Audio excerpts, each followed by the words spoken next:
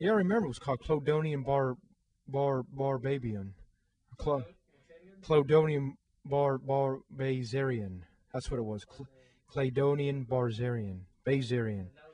That would probably be a good name for the Antichrist, you know. That sounds like a Gentile name, a Roman Empire name, you know.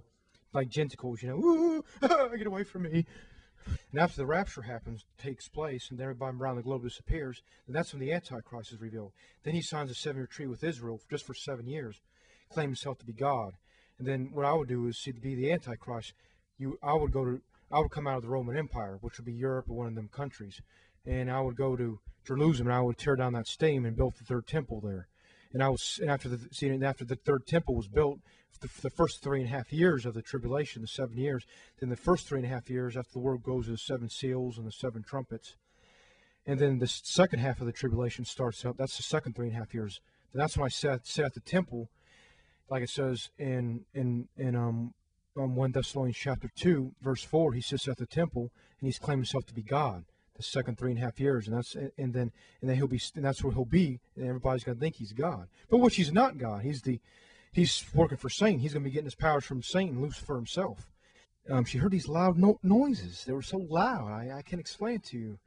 They sound like a bunch of constipated hyenas getting it on, you know, a bunch of constipated apes, you know, getting it on. It sounded like, probably even louder than that, you know, so loud that they, you know, and she couldn't sleep. Just like 2 or 3 in the morning almost. She couldn't sleep. She heard them for like 3 or 4 hours. She heard them loud, constipated, hyena noises, ape noises. And you wouldn't believe it. She went to the phone, dialed 911, and called the police on the queer asses. You know. The police came and everything. You know.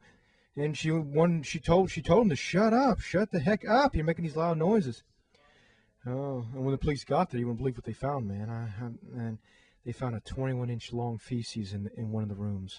See, he stayed in that room next to my room there that time of our old house. And one day, this was after he left. After he left, back in June of last year, I went in the room to clean it up, and I found a cigar case. A little, you know, when you put your cigars in there, like a little case about this long, and I found it in one of the rooms. And you know, I was gonna throw it out. And I smelled something funky in that room. It had a musty odor. It smelled funky. You know, I didn't know what kind of shit it was.